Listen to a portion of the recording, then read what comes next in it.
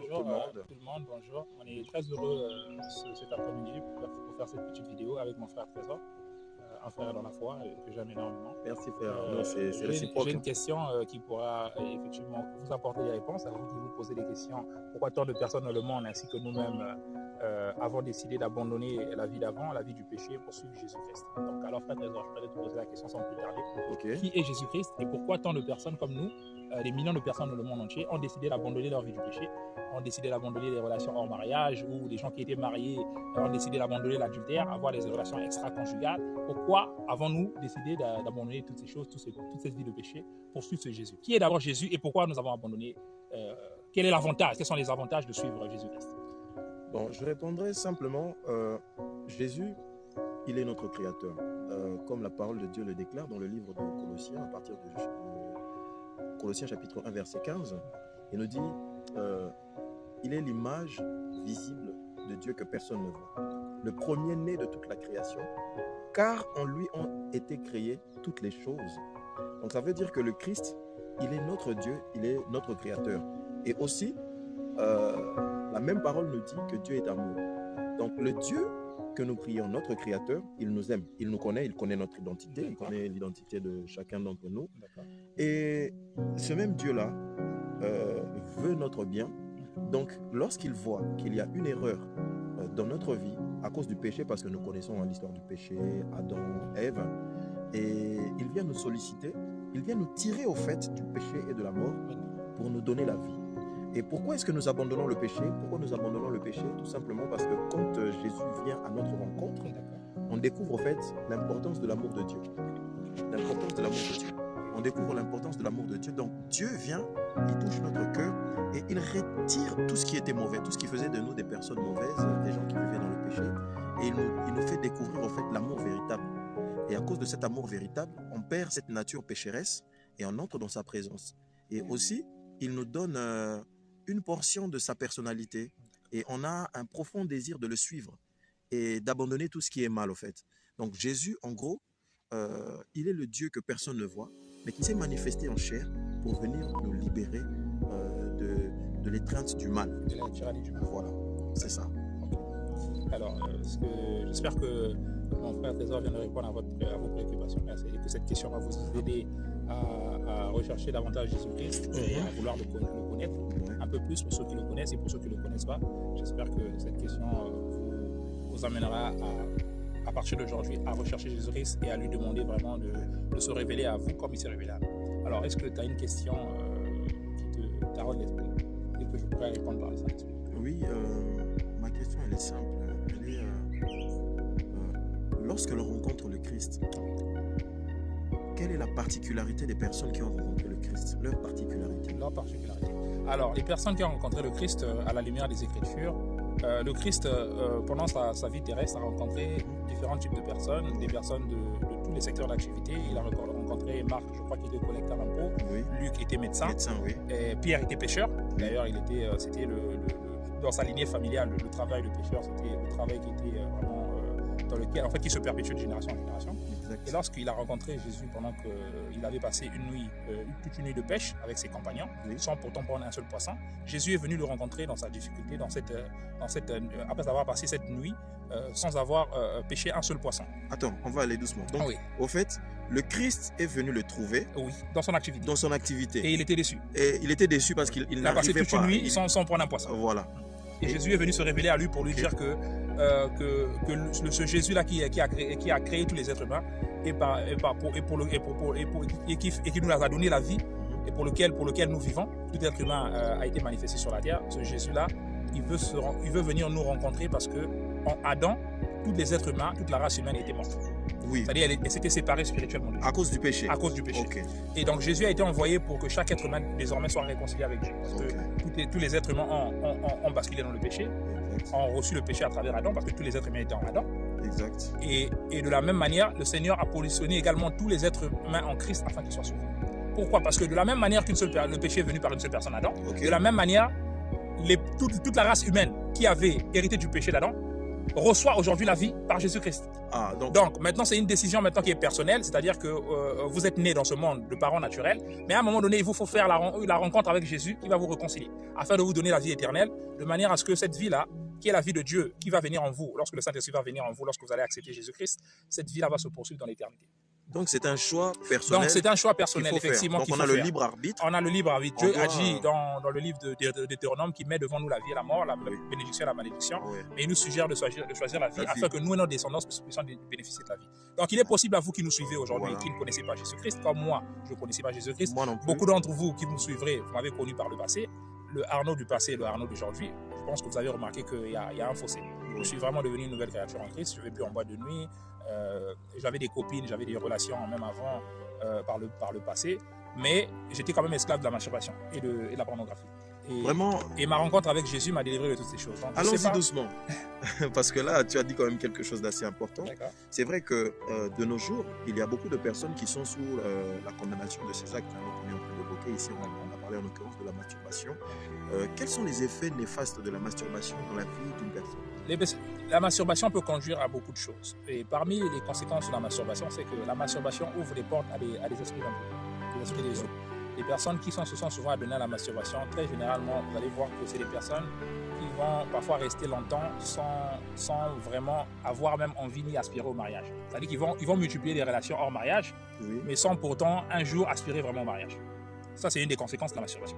Il y en a beaucoup, mais par faute du temps et pour ne pas faire de vidéos trop longues, j'essaie de raccourcir. D'accord. Mais donc, il y a également aussi la pornographie. Oui, exactement. La pornographie également, c'est quelque chose, c'est un fléau dans lequel beaucoup de personnes se trouvent aujourd'hui, même des personnes encore qui ont rencontré Jésus-Christ, mais parce qu'ils pratiquaient la masturbation avant de connaître Jésus-Christ, les esprits ne partent pas aussitôt, forcément après la conversion. Exact. Il y a des combats que l'on peut garder, parce qu'on l'a pratiqué avant de venir à Jésus-Christ. Mais la bonne nouvelle, c'est que le sacrifice de Jésus-Christ, il a accompli à la croix pour libérer les personnes et libérer les êtres humains de toute forme de captivité. D'accord. Au fait, le combat, donc, si je déduis bien, il est vrai qu'une personne, par exemple, qui a vécu pendant 10 ans, 15 ans dans la masturbation, lorsqu'il vient à Christ, il y a un changement qui est direct ou bien il y a un changement qui est progressif. En fonction de... Parce que Dieu, il est souverain. C'est-à-dire que selon la souveraineté de Dieu et le plan que Dieu a dans la vie de la personne qui abandonne le péché et qui lui donne sa vie, Dieu peut décider souverainement de délivrer quelqu'un qui vient à Jésus-Christ, qui abandonne sa vie à Jésus-Christ, qui commence à marcher avec le Seigneur. Il peut décider souverainement de le délivrer instantanément. Mais très souvent, ce que j'ai remarqué dans ma petite expérience, c'est que, et quand j'écoute un peu les témoignages de plusieurs frères et sœurs, je me rends compte que très souvent, la libération, Dieu va le faire progressivement. Pourquoi? Parce que Dieu connaît une réalité, c'est que le Seigneur Jésus a dit, lorsqu'un esprit est sorti d'un homme, il va ça et là, il va errer. Et à un moment donné, il se dit qu'il va revenir dans la maison, dans le corps dans lequel il était, dans la vie de la personne qui l'oppressait avant. Et il ne va pas revenir seul, il va revenir avec 7 autres esprits. Méchant, ouais. Là, c'est dans Matthieu chapitre 12 au verset 44. C'est ça. Voilà. C'est pour ça que Dieu va prendre le temps de délivrer les personnes, lorsque les personnes viennent à Christ, de certaines formes d'addiction. Oui. Progressivement, le temps de faire grandir les personnes dans la connaissance de la parole. Parce qu'il sait que si ces personnes ne connaissent pas la parole, ils peuvent retomber dans les mêmes travers. Exact. Plus tard, et lorsque les esprits vont revenir, ils vont toujours revenir avec cette autre espèce. Donc, au fait, le Seigneur permet à ce que la personne fasse un travail personnel. Effectivement. En priant régulièrement, en méditant tous les jours la parole. Parce que lorsqu'on médite la parole de Dieu tous les jours, notre système de pensée change. D'accord. La façon dont on pensait avant notre conversion, et la façon dont on va commencer progressivement à penser, c'est-à-dire qu'on va épouser les pensées de Christ, commencer à penser comme Christ. D'accord. Chaque fois qu'on s'expose à la parole de Dieu est en train de corriger les mauvaises manières de penser qu'on avait. D'accord. Héritier du monde, de la famille dans laquelle on est, du pays dans lequel on est, des relations qu'on a eu à avoir, et également de ce que nous a transmis l'éducation. Parce que nous devons savoir que les livres que nous lisons, les manuels scolaires, ont été inspirés souvent par des personnes qui ne connaissaient pas le Seigneur. Oui, il y a beaucoup de doctrines que nous avons aujourd'hui qui n'ont rien à voir, qui éloignent en fait les hommes de Dieu. Si aujourd'hui beaucoup de gens ne croient pas en Jésus ou ne croient pas en Dieu le Créateur, son Père, c'est parce que c'est aussi dû à ce que nous avons lu depuis l'école primaire jusqu'à l'université. Oui, c'est vrai. Et ça a éloigné beaucoup d'êtres humains à Dieu et a rendu les hommes cartésiens et a amené les gens à croire que que le monde, ce n'est que ce que nous voyons avec nos yeux, alors que derrière le monde naturel, il y a un monde spirituel. En réalité, ils ont voulu en fait nous limiter sur les choses qui sont plutôt charnelles et physiques, sur les choses que nous avons l'habitude de voir, mais pas dans la réalité spirituelle, parce que la spiritualité existe réellement. Elle existe. Et d'ailleurs, la terre est sous l'influence soit des entités qui sont avec Dieu, Oui. ou des entités qui s'étaient rebellées avec Dieu, à la tête duquel il y a Satan et tous les démons qui se sont rebellés et qui ont été précipités sur la terre. Et tous les êtres humains sont aujourd'hui attaqués par le diable. Que vous le croyez ou que vous ne le croyez pas, que vous soyez blanc, noir, jaune, peu importe votre origine, peu importe là où vous vivez aujourd'hui, si vous nous entendez, j'aimerais que vous sachiez une chose. C'est que tous les êtres humains sont attaqués par des puissances sataniques. Parce que Satan est notre ennemi. Le vrai ennemi, ce ne sont pas les hommes qui vous combattent. Mais parce que derrière les hommes qui vous combattent, qui vous insultent, qui vous font la guerre au quotidien, dans votre activité, dans votre vie de famille, il y a des esprits qui sont derrière ces hommes, qui les influencent. Vous avez bien Et la bonne nouvelle, c'est qu'en Jésus-Christ, ceux qui sont en Christ ont l'autorité sur Satan et ses démons qui agissent derrière les hommes, qui créent des guerres, qui créent des tensions entre les peuples, qui font même que deux personnes qui sont nées d'un même père et d'une même mère peuvent ne pas s'aimer et se jalouser. Voilà. Derrière cela, il y a des esprits. Vous comprenez que, mes bien-aimés, là, nous sommes en train de parler d'un point qui est essentiel et capital, parce que la vie dans laquelle nous vivons, on nous dit que le diable n'existe pas, on nous dit qu'il n'y a rien, mais quand on regarde tout autour de nous, tout fonctionne autour du diable. En fait. Effectivement. Tout fonctionne autour du diable, et on veut nous faire croire que le diable n'existe pas. Quand on écoute la musique, on parle du diable. Quand on regarde les politiques, les lois qui sont votées, ils parlent du diable. Aujourd'hui, maintenant, Tom se marie avec Tom, voilà. Antoinette se marie avec Judith. Il y a la nature même des choses que Dieu nous donne, qui est souvent détournée. Donc, ces choses-là sont vraiment réelles.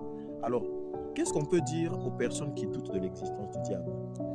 On va leur dire simplement avec beaucoup de regrets, que si ces personnes-là, que le voile qui les empêche de voir, de croire au monde spirituel, de croire en l'existence du diable et de Dieu, que c'est un voile en fait qui fait qu'elles puissent raisonner de cette manière.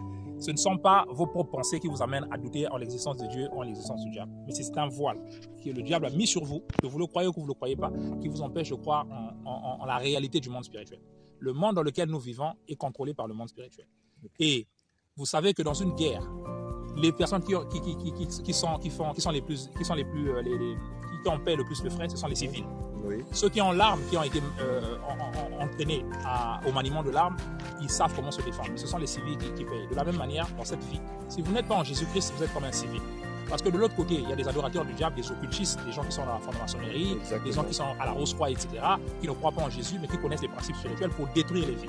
Voyez-vous, là où vous êtes, il y a peut-être quelqu'un, en fait, peut-être dans votre famille ou un de vos collègues, qui domine dans votre service simplement parce qu'il est franc-maçon ou il est rosicrucien. Il connaît les lois spirituelles, mais il peut utiliser votre étoile, il peut bloquer votre avancement, il est lui-même, il est le maître. Et la bonne nouvelle, c'est qu'en Jésus-Christ, vous pouvez aujourd'hui ne plus devenir un civil d'un point de vue spirituel et recevoir l'autorité pour pouvoir dominer non pas en assujettissant les autres, en utilisant les étoiles. Parce qu'il y a des gens aujourd'hui qui, vous les voyez accomplir des choses dans le monde, des grandes choses. Ce n'est pas avec leur intelligence qu'ils accomplissent ces grandes choses. Parfois, ils ont subtilisé l'étoile de quelqu'un dans leur famille. Il y a des gens, par exemple, beaucoup d'hommes importants de ce monde. Quand vous regardez parfois dans leur descendance, il y a parfois un enfant qui est comme un idiot, comme un kiol. La société va donner un nom à cela, c'est de l'autisme, etc. Mais derrière, souvent, ce type de retard psychologique, c'est parfois l'intelligence de cet enfant-là qu'il utilise pour faire des exploits dans le monde naturel. Vraiment, vous avez entendu, nous avons fait un peu le tour de l'ensemble de... Et d'ailleurs, il y a une pensée qui me vient. Voyez-vous, pour ceux qui, lorsque vous pouvez lire dans Matthieu 2, vous allez voir qu'on explique qu'il y a des mages qui étaient venus d'Orient, les mages, non, mages, il y a magie. Il y a des mages qui étaient venus d'Orient qui ont vu l'étoile de Jésus-Christ dans le ciel. Et ils ont suivi l'étoile. Cette étoile-là s'est arrêtée là où Jésus-Christ était né, dans une étape. Est-ce qu'on peut le lire? Et lorsqu'ils sont venus, ils sont allés dans cette étape-là où Jésus était né, où c'était arrêté, c'était l'étoile de Jésus-Christ. Ils ont dit que où est le roi de Juifs? Où est le roi de Juifs? C'est-à-dire que dans l'étoile d'une personne, il y a la vie de la personne. On va le lire. Il y a la destinée de la personne dedans. Et l'étoile de Jésus-Christ qui était tellement brillante montrait que la destinée de ce bébé-là qui venait de naître dans une étape, c'était celle du roi. Matthieu 2, c'est ça? Oui, Matthieu 2. Matthieu chapitre 2. Celle du roi. On va aller dans le livre de Matthieu. Allez, vous allez voir que des fois, il il y a certains de vos enfants qui sont encore tout petits. Il y a des personnes, parfois, quand ils viennent chez vous, ils ont l'habitude parfois de vouloir rester avec vos enfants. Il y en a même des adultes qui vont voir une petite fille, ils vont dire cette petite fille fera ma femme. Ce genre de pensée, il faudrait que vous les détruisiez parce que c'est parfois comme ça que les enfants sont liés par la sorcellerie. Il faut faire attention à tous les mots qui sont prononcés par rapport à vos enfants. Il faut faire attention parfois à certaines blagues parce que des fois derrière les blagues se cachent certaines vérités qui amènent des réalités spirituelles. Bon, on va lire Matthieu chapitre 2. Alors je commence à partir du verset 1er, je descends. Je lis au nom de Jésus. Jésus étant né à Bethléem en Judée, au temps du roi Hérode, voici des mages d'Orient arrivèrent à Jérusalem et dirent: où est le roi des Juifs qui vient de naître? Car nous avons vu son étoile en Orient et nous sommes venus pour l'adorer. Le roi Hérode ayant appris cela fut troublé et tout Jérusalem avec lui. Il assembla tous les principaux sacrificateurs et les scribes du peuple et il s'informa auprès d'eux où devait naître le Christ.